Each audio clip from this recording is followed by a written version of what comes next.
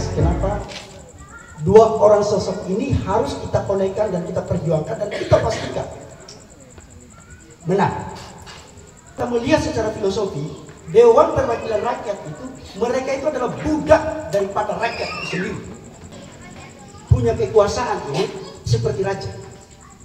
Tapi ketika mereka terpilih, kaca mobilnya ditutup. Dan saya pastikan betul, ketika mereka duduk di sana dan kaca mobilnya ditutup, saya orang yang pertama kali lempar.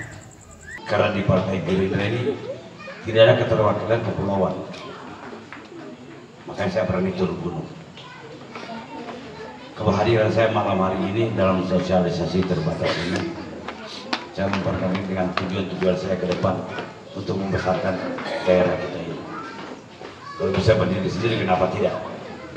Doakan kami, doakan saya, doakan Fahri, ada sehingga kerjaan dari bawah ke atas ini dia berkesinambungan. Kalau kita bisa bersatu dalam hal ini, insya Allah kita akan bisa berdiri sendiri.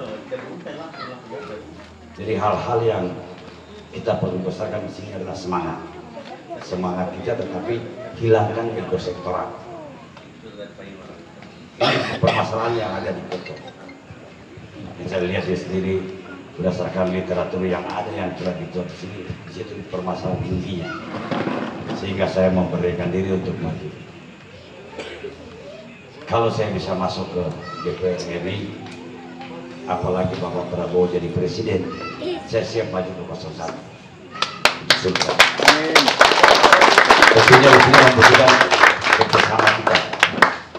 Kerjasama ini untuk saling bahu membahu, memberitahu kepada keluarga-keluarga besar kita untuk sama-sama kita menciptakan apa yang kita inginkan bersama.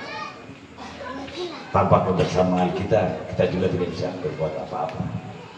Apalagi saya sebagai pendatang baru, yang lainnya ini sudah ibarat ayam itu sudah mulai terbang. Kalau saya baru menetas, tetapi baru menetasnya ini pun saya siap bertarung. Jadi siap menjadi ayam jago walaupun belum punya sayap. Ini tantangan. Masa saya di kampungnya orang saya bisa berhasil. Saya bisa katakan berhasil demikian karena saya bisa meniti karir dengan bagus. Saya bisa membesarkan anak-anak saya dengan baik. Masa di kampung saya sendiri tidak bisa. Ini kan tantangan bagi saya. Jadi dengan adanya saya pulang kampung ini, tujuan saya yang satu. Saya tidak mencari pekerjaan, tetapi saya akan membangun kampung saya. Mungkin orang lain sudah banyak berjanji, tapi mudah-mudahan saya tidak termasuk orang-orang yang demikian. Istilahnya setelah janji 5 tahun berikutnya baru muncul lagi. Mudah-mudahan tidak ada pada diri saya. Ini yang karena saya pulang kampung ini dengan niat, bukan dengan tujuan mencari pekerjaan. Saya sudah banyak pekerjaan karena sebelum saya pensiun, persiapan hidup saya untuk pensiun saya sudah siapkan. Tetapi saya masih diberi kesehatan, masih ada peluang untuk masuk. Ya kenapa saya tidak mencoba? Kalau saya tidak pernah mencoba, saya tidak pernah akan tahu bagaimana kondisi. Nah disinilah, walaupun saya ibarat ayam yang baru menetas, tapi saya siap bertarung sebagai ayam jago juga. Itu tujuan saya yang pertama. Yang kedua, saya selama berdinas selama hampir 37 tahun, sudah 274 tentara dan polisi yang saya jadikan. Bahwa saya bukan mempromosikan diri, jadi doakan saya berada di dalam. Saya akan membesarkan keluarga-keluarga ini yang punya niat tujuannya ke sana, baik ke Angkatan Darat, Angkatan Laut, Kepolisian ataupun STPDN. Saya bisa membantu di situ, karena saya akan membentuk pelatihan-pelatihan. Karena banyak keluarga-keluarga kita ini orang rata-rata tidak mampu. Kalau orang mampu jangan saya tidak akan bicara di sini, karena keluarga kita semua keluarga orang kecil yang selalu mendengar isu bahwa kalau masuk perwira sekian ratus juta, masuk bintang sekian ratus juta. Itu semuanya bohong, tidak ada itu. Jadi siapkan anak-anak saudara, siapkan keponakan saudara, baik itu yang sarjana, kalau dia tidak ansepat. Sekarang sudah waktunya di Kendari sudah dibuka, baik yang tidak perlu lagi ke Makassar. Saya berniat mengadakan satu pelatihan ini untuk membantu keluarga-keluarga yang tidak mampu. Jadi silakan datang ke Raha kalau saya sudah buka. Dan saya akan berkomunikasi intens dengan Fahri untuk mengadakan ini. Jadi keluarga-keluarga kita yang punya tujuan ke sana tidak usah lagi pergi jauh-jauh, tidak usah lagi buang-buang ongkos gratis. Karena itu saya jalan dengan niat, bukan untuk mencari kehidupan.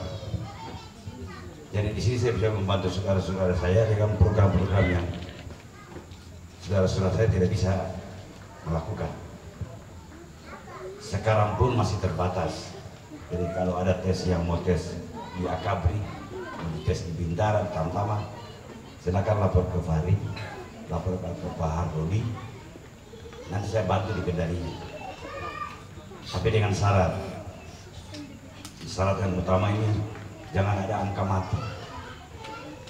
Tidak jasanya, jangan ada angka mati. Yang kedua jangan ada tato. Ya, tolong diankan keluarga-keluarga. Jangan selalu berpikiran bahwa saya tamat SMA mau tes Bintara, mau tes sama. Jangan berpikiran demikian. Oh saya harus tes di Akabri. Jadi kita punya standar. Kenapa demikian? Sehingga persiapannya itu matang. Tes Bintara pasti akan, insya Allah akan lulus karena level persiapan dirinya tinggi. Kalau dia hanya bilang, nanti saya mau masuk Bintara, iya sebegitu-begitu saja.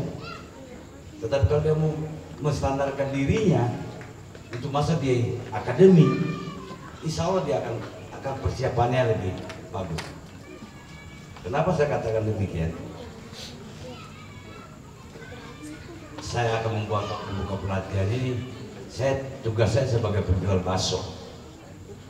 Kalau saya mau menjual bakso yang enak, berarti saya harus disiapkan daging yang bagus. Kalau dagingnya tidak bagus, ya tidak akan bakso, tidak akan enak.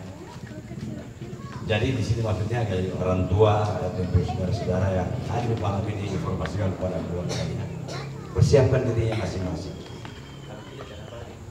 Fungsi saya itu sebagai pendorong. Saya tidak bisa menentukan, tapi saya sebagai pendorong. Pendorong ini misalnya yang memenuhi syarat 50, sementara yang dibutuhkan hanya 20 orang. Nah disinilah fungsi saya. Karena kuota saya bisa memperjuangkan. Tapi kalau tidak lulus saya juga tidak bisa apa-apa. Karena itu syarat. Jadi mungkin ada hal-hal yang demikian. Kenapa setiap saya keliling saya selalu menyampaikan ini? Karena banyak saudara keluarga dekat saya pun banyak yang kritik. Mereka kurang percaya sama saya, kurang yakin. Tapi setelah dibuktikan dengan sampai 274 orang ini yang terjadi, baru mereka baru menyadari bahwa kita tidak membutuhkan uang. Yang penting persiapkan dirimu masing-masing. Persiapkan diri. Jangan berpikir bahwa oh saya harus bayar sekian, itu tidak ada sebetulnya. Itu akal-akalan orang. Jadi jangan kita mau tertipu dengan hal yang demikian. Ini saya sampaikan terus terang. Kemudian daripada itu, kalau kenapa anak-anak saya, jadi saya keponakan saya sendiri pun sekarang sudah paling tinggi itu anak-anak kakak saya. Jadi saya ini 6 bersaudara semua kebagian Akabri. Sekarang pangkat yang tertinggi sudah kolonel. Fungsinya mereka lah nanti yang akan melanjutkan kepada keluarganya. Jadi nanti akan ini, karena ini saya lakukan dengan niat. Karena saya juga berasal dari keluarga yang tidak mampu. Saya tamat SD sudah merantau ke Kendari jadi konduktor. Sampai tamat SMA berangkat ke Jakarta, alhamdulillah saya tes Akabri langsung masuk. Jadi patokan itu jangan kita merasa kecil dengan kekecilan kita. Maksudnya demikian. Jadi saya tidak bicara politik malam ini.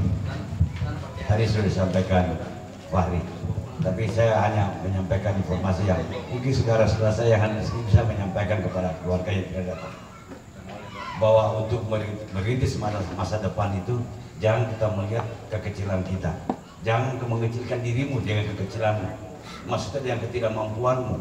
Ketidakmampuan maksudnya kita tidak punya uang, tidak punya. Tapi besarkanlah dirimu dengan kemampuanmu. Maksudnya kemampuan berpikir kita. Besarkan dirimu, jangan kecil, jangan malu, jangan apa dengan kita hanya jalan kaki, orang lain pakai mobil. Kalau kita merasa kecil dan itu, kita tidak pernah akan besar. Kita akan selalu kecil terus, akan selalu dilindas terus. Tapi besarkan dirimu, tapi harus siapkan dirimu. Kalau kita semua suka melihat ke belakang itu, ya kita tidak pernah akan maju. Kita akan kecil terus. Tapi besarkan diri kita, besarkan jiwa kita untuk merintis masa depan kita. Karena masa depan kita yang menentukan arah diri kita sendiri. Begitu juga saya terus di dunia politik. Ini tantangan bagi saya. Apakah saya bisa? Kalau saya bisa, ayo kita sama-sama. Begitu juga saudara-saudara saya yang hadir pada malam ini, kalau punya keluarga, ayo sama-sama kita bersinggungan. Jangan takut-takut. Karena hal ini mungkin saya berbeda sama yang lain. Saya mohon maaf Pak, bapak-bapak, ibu-ibu, jadi saya berbicara di sini. Saya menggugah hati nurani yang mumpuni, yang punya keluarga, yang punya cita-cita yang tidak bisa dicapai. Tapi dengan kita bermasa malam ini, silakan besarkan diri kita dengan kemampuan kita. Itu bukanlah momentum untuk mendapatkan 200.000 atau 300.000. Tetapi momentum yang 5 tahun itu adalah momentum di mana kita akan menentukan masa depan daerah kita, Sultra untuk RI, dan Dewalanda ini sekitarnya Beto Ambari ya, untuk di kota.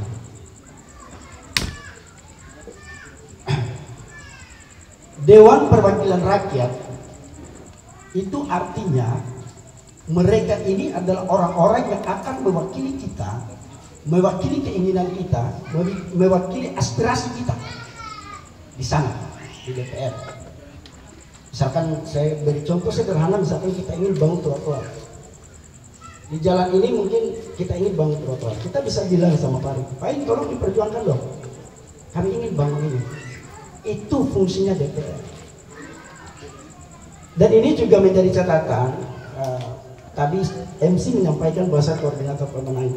Ya, bukan hanya Pak Bari, tapi juga Pak Ari. Sebentar saya akan ulas kenapa dua orang sosok ini harus kita konekkan dan kita perjuangkan dan kita pastikan menang. Ada alasan-alasan tertentu, tentu dengan kajian-kajian akademisi, bukan kajian kapitalisme. Karena saya memandang politik, saya memandang calon legislatif itu bukan hanya sekedar mendapatkan 200.000 atau mengantarkan orang-orang keluarga kita untuk menjadi anggota DPR. Tapi saya memandang politik itu sebagai pertarungan gagasan. Pertarungan gagasan untuk kebaikan masyarakat. Itu yang saya pandang secara garis besar.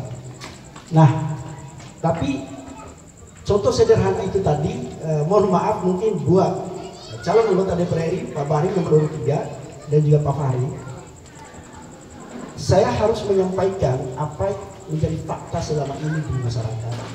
Setelah momentum pemilihan seperti ini, biasanya kita berangkat lagi setelah kita menang, kaca mobil kita tutup. Mohon maaf, saya harus sampaikan fakta itu. Tidak pernah lagi kita jumpai masyarakat, padahal jelas regulasi itu mengatur tentang aspirasi, mengatur tentang bagaimana seorang anggota DPR itu dia berbuat selama 5 tahun. Di momentum seperti ini, calon-calon anggota DPR ini juga menjadi bahan evaluasi kita terhadap yang duduk hari ini dan hari ini juga mencalonkan diri. Kita bisa flashback ke belakang 5 tahun yang lalu, apa yang mereka lakukan untuk kita misalkan. Nah, di momentum seperti ini mereka memperlakukan rakyat kecil, memperlakukan kami-kami yang kecil ini, kami-kami yang tidak punya kekuasaan ini seperti raja. Tapi ketika mereka terpilih, kaca mobilnya ditutup.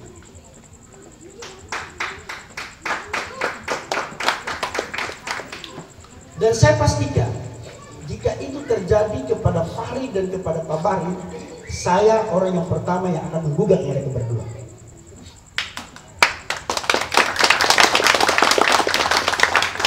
karena bahasa atau koordinator itu pemenang itu luar biasa.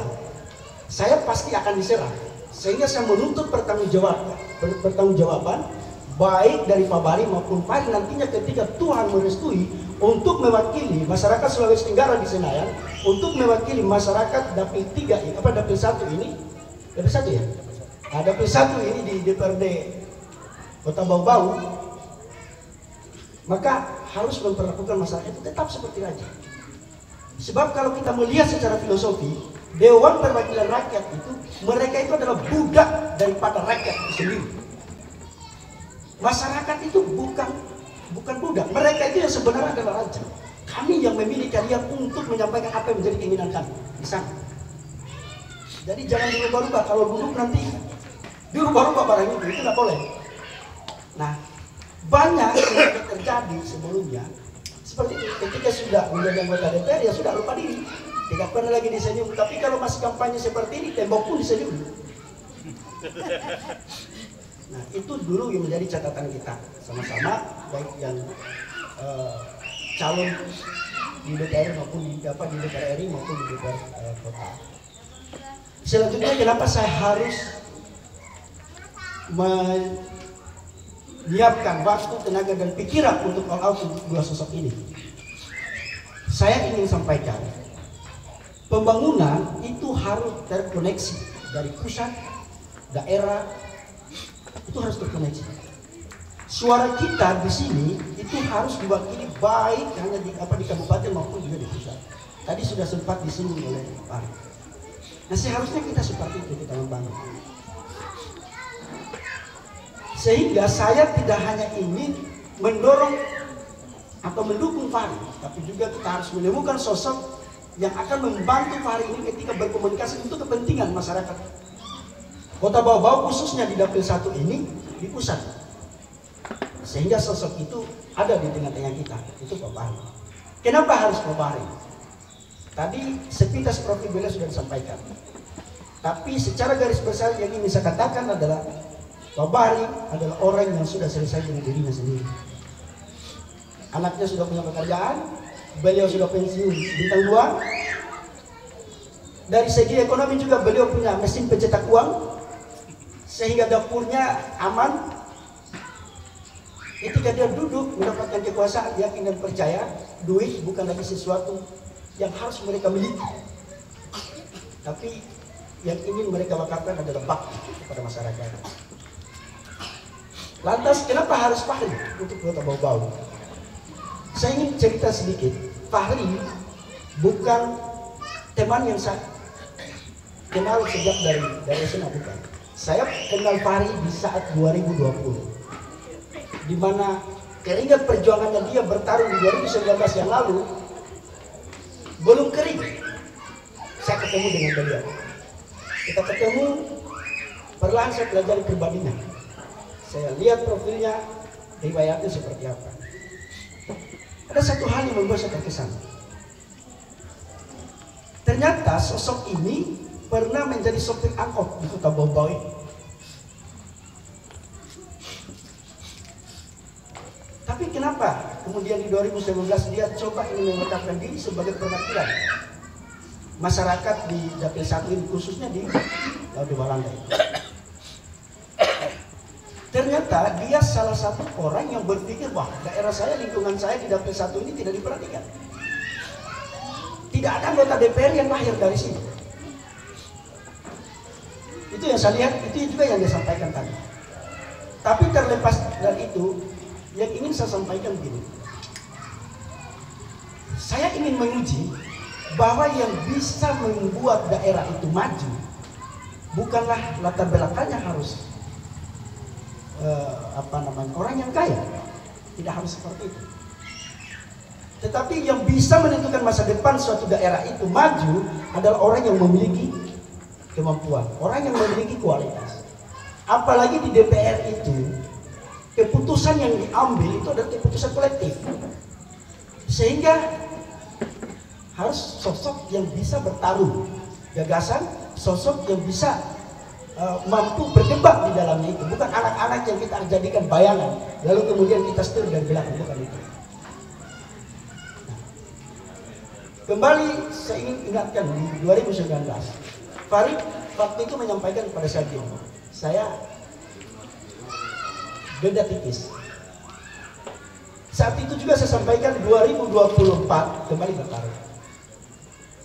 Kalau saya orang dari luar saja mau all out, dan tadi Bu Jenderal tanya saya, kok kenapa kamu hitam sekali, kita di Jakarta tidak hitam. Ya saya tinggal di Jakarta, saya tidak hitam, tinggal di sini skincare habis. Hanya untuk siapa? Hanya untuk Fahri dan Pak Jenderal. Hanya untuk Dapil 1 dan Sulawesi Tenggara. Hanya untuk itu. Nanti setelah mereka menambah kita skincare lagi. Gampang itu kalau begitu Jenderal ya. Nah, Fahri ini kalau seandainya kita tidak dorong lagi di 2024 ini, berarti perjuangan kita 2019 yang lalu sia-sia. Sia-sia. Dan ketika itu sia-sia, yang paling penting adalah kita tidak akan mampu lagi membuktikan, tidak akan mampu lagi kita membantah satu fakta bahwa yang bisa duduk menjadi anggota DPR atau pemimpin dalam satu daerah itu adalah orang-orang yang berduit. Orang-orang yang punya. Kita bisa melihat ada banyak anggota DPR hari ini, sudah bapaknya anggota DPR, ibunya lagi maju, anaknya lagi maju. Bikin saja kartu keluarga dalam itu. DPR itu bukan kartu keluarga, itu bukan capil. DPR itu pertarungan gagasan, pertarungan masa, apa pertarungan nasib. Yang pintar-pintar itu bukan saja kita yang dari kalangan, bukan. Kami juga yang tidak punya apa-apa, orang tuanya yang lahir dari orang rahim petani ini juga bisa sebenarnya. Nah, sehingga saya melihat sepintas sosoknya Fahri ini, saya melihat panik ini bagus. Dari supir angkot kemudian dia berpikir untuk bagaimana daerah saya bisa maju. Saya tanya, kenapa kamu bisa tidak fokus lagi di bisnis? Ya untuk diri saya sudah bisa makan minum bang. Tapi masyarakat saya, di lingkungan saya itu kita ini ada setiap momentum diobok-obok oleh kandidat oleh calon yang lain. Tetapi di daerah kami sendiri kami tidak punya keterwakilan sehingga proyek-proyek itu jatuh di tempat lain. Itu jawaban dia pada saat ini. Oke, saya bilang, oke kalau begitu kita all out. Sehingga tidak ada alasan bagi kita untuk tidak mendukung Fahri, mengantarkan dia menuju anggota DPR sebagai mulut dan telinga kita di Kota Bau-Bau ini. Selanjutnya kenapa harus kita dukung juga Pak Jenderal?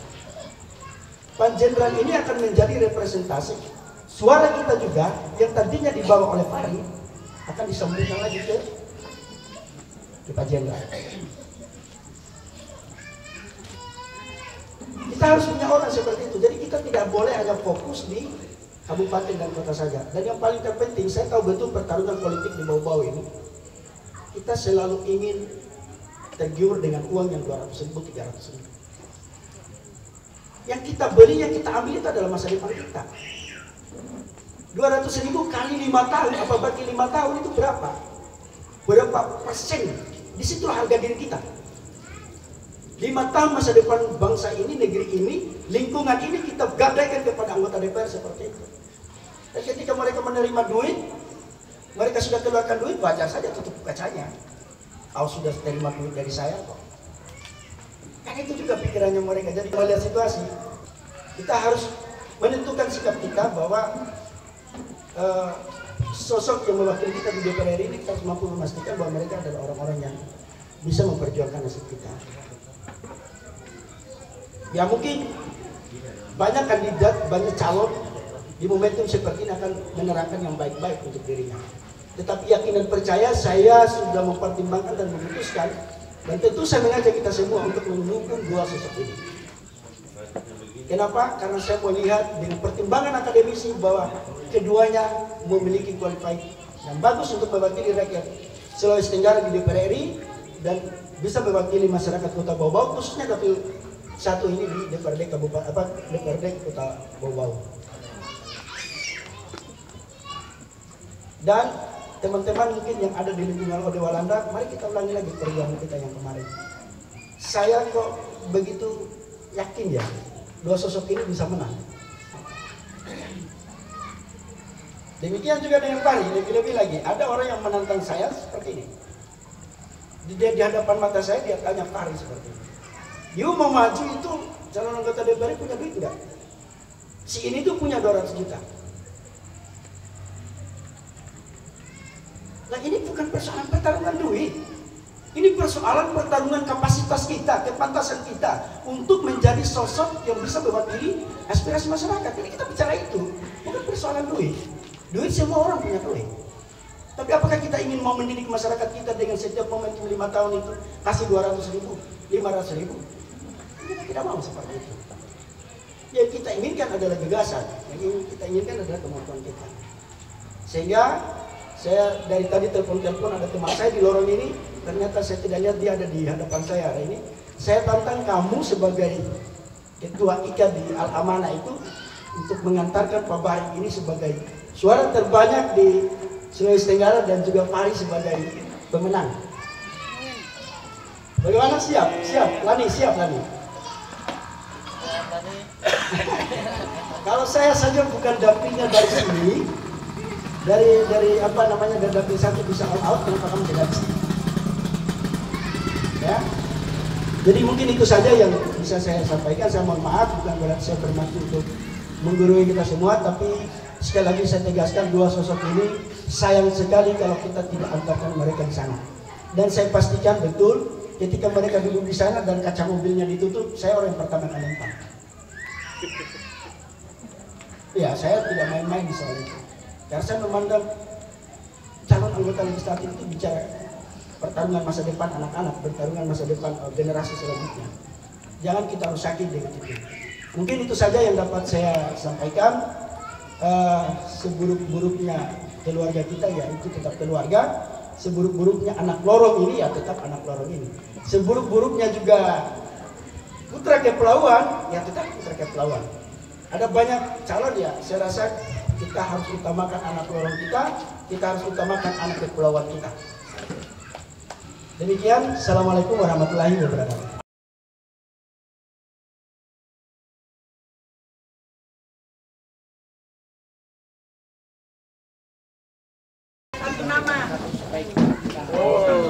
Oh, siap. Kartu nama kasih. Hanya itu saja saya minta terima kasih.